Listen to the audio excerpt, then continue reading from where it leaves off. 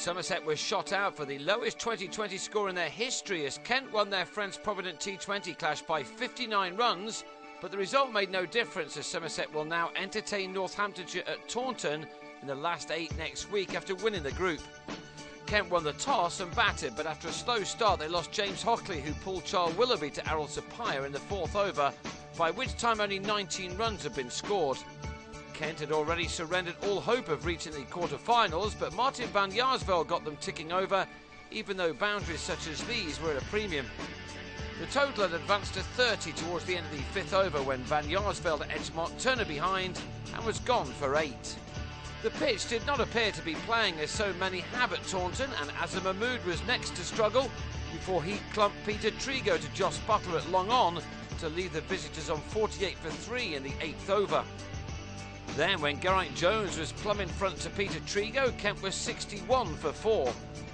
Only Joe Denley and Darren Stevens could make any impression on the Somerset bowlers as they added what turned out to be a crucial 63 runs in 41 balls for the 5th wicket. Stevens has been so impressive this season that he'd been playing for the England Lions even at the age of 34. He made 39 off 26 balls here before he sliced Kieran Pollard to Sapire at 125 for 5 with 22 balls remaining. Denley, who'd completed a half-century off 40 balls, anchored the innings, and he needed to as Alex Blake also fell as he was bowled by Alfonso Thomas with the perfect Yorker.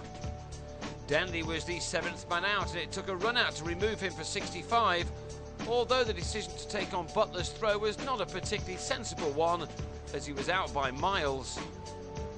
Thomas, as he so often is, was the star of the show at the death as, after James Treadwell had also been run out, he had Malinga Bandara caught in the deep again by Sapire. And then he yorked Matt Coles to finish with figures of 3 for 21 as Kent were dismissed for 141 with a ball left to use. Somerset looked set to make light of their target when Marcus Trescothick took 3 fours off the opening over from Stevens, including this one. But the last ball saw him flick a catch to deep mid-wicket where Blake held on.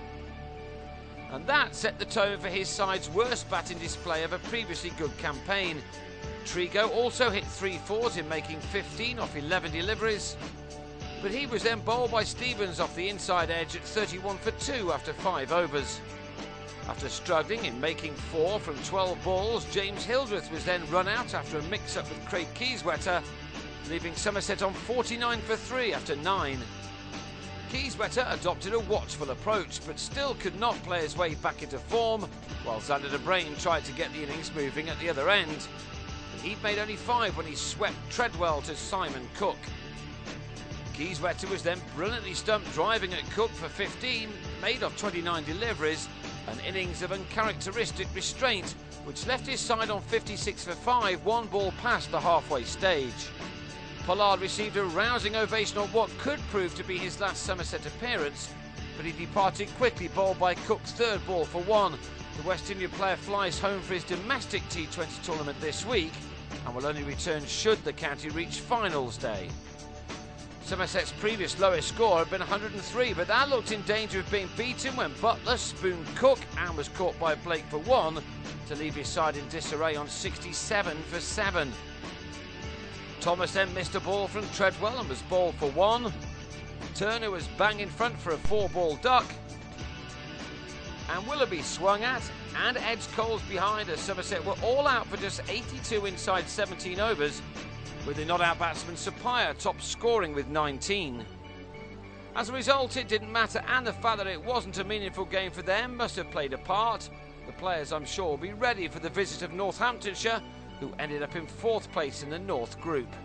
Somerset won theirs.